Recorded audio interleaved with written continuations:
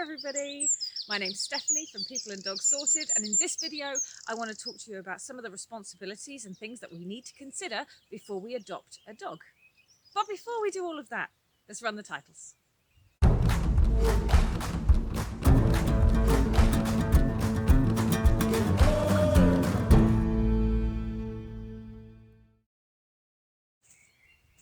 So you want to adopt a dog. There's a couple of things we need to remember. A dog is a 24 hours a day, 7 days a week responsibility. Doesn't mean you have to be with them 24/7, but it does mean that we are responsible for them 24/7. So let's list the responsibilities and go through them one by one.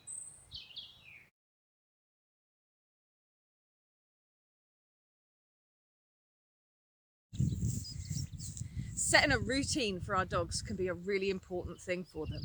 It helps them to feel more settled more quickly. Now, let's face it, setting a routine and regimenting your entire life is unrealistic. So let's be sensible. We're only trying to regiment 2 aspects of the dog's life, okay? We want to routine their feeding times and their walks. And that's what we want to be regimented and to be set in stone for them. Hi, Fluff. So they know that they're going to get fed, and they know that they're going to get some exercise and drain that internal energy. If you imagine, as we send our children to school, when they know what's going to happen in the day, they feel a little bit more reassured about going. So it helps to set that routine to keep everything feeling nice and safe. Exercise is good for us and it's good for our dogs. It's not optional. This is a need for our dogs. They need exercise, and not just to exercise their body, they need to exercise their minds as well. So whether or not your walks are on the lead or off it, they need to be there. Here we are. Are you prepared? If you end up with one of those overexcited dogs that bounces off the walls and does the wall of death around your living room, are you prepared to drain that energy? Now, I'm not just talking about now. It's a beautiful Sunday morning here, and it's a perfect day to be out walking my dog. But what about when it's not?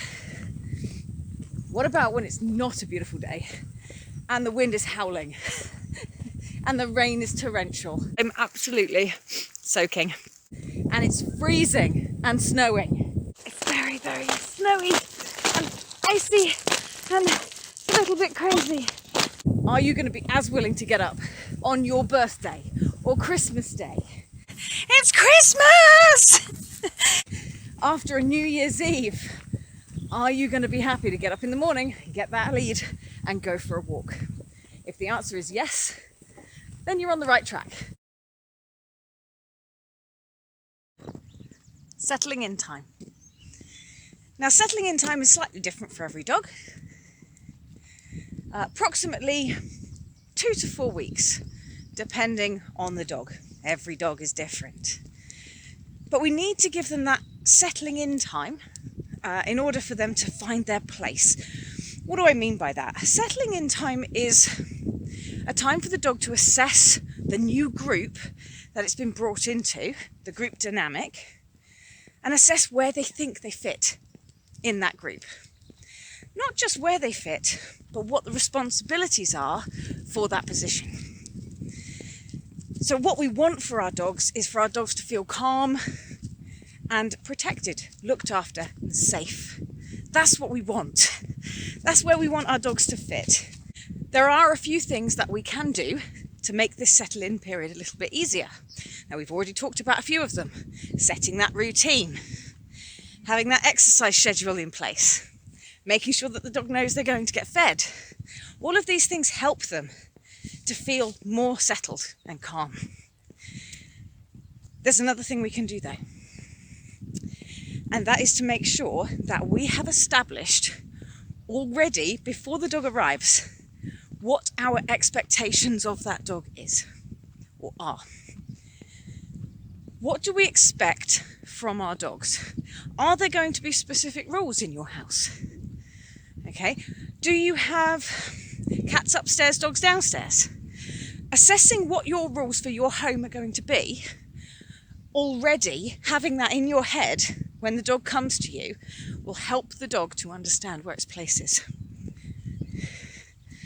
And it will help them to be able to settle in that little bit easier.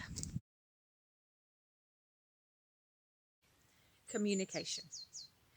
Now, when a human communicates, we think of communication being mostly around speech and command-based. But actually we communicate in many, many different ways.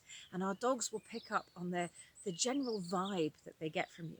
So the vibe that we want our dogs to get, first of all, is that we are calm and we are consistent.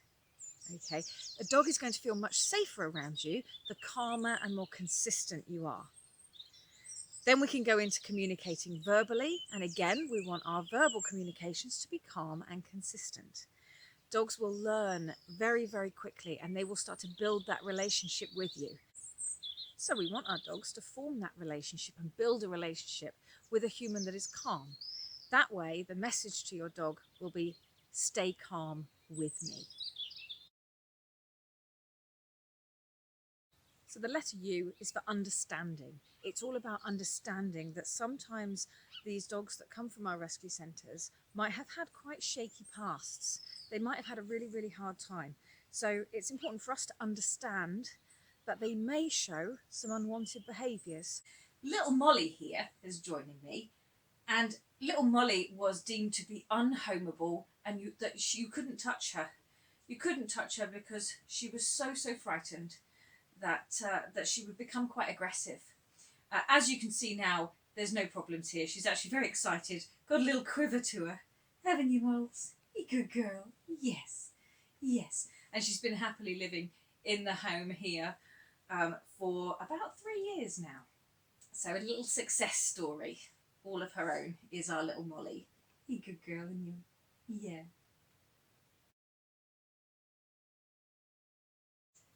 E is all about education. Now, I'm not just talking about dog training. That comes after when you get your dog. This is all about educating yourself before you adopt a dog. So, for instance, sometimes the information that we get from our rescue centres can be quite limited on each individual dog because we just don't know so much about them. However, we can take a little bit of information from the breed, the age, so that we have a better idea of what we might be bringing into our homes. So although we need to understand that taking information about the dog's breed is not necessarily set in stone, we can take some information from it. So for instance, knowing our dog's breed might give us an indication as to the physical size that they might grow to and what that then means for us. So if you live in a very small house, you may want to steer away from dogs that are purebred or mixed breed with St Bernards, Great Danes, Irish Wolfhounds, as these are going to be potentially very large breed dogs. However, we can't always tell. Sometimes we have a Spaniel crossed with a Labrador who ends up being very, very small because they take more of their size from the Spaniel. So it's never a guarantee. However, you may want to consider the physical size of the dog before you opt in for a cross St Bernard, for instance. Another thing that we can take away potentially from the breed is knowing what the dog was originally bred for. This can sometimes give us an indication as to the potential of the energy levels of the dog. And then we need to consider whether you are willing and able to manage a dog with those energy levels. So let's wrap it up. If you are considering adopting a dog, I want you to think about what rescue really means. Setting that routine, that exercise, allowing that settling in time, that communication that is calm and consistent. Understanding the fact that your dog might come with some unwanted behaviours, but we can work through them and help our dogs to understand that they don't have to live their life that way anymore. And then education, making sure that we are educating ourselves before making that decision on which dog to bring into your home.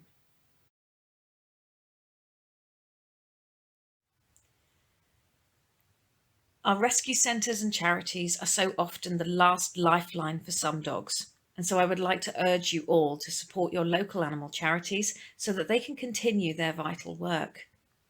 If you like what you've seen in this video and would like to see more, Then come and visit my YouTube channel, like and subscribe, and click the little bell icon to receive a notification each time I have a new video for you to view.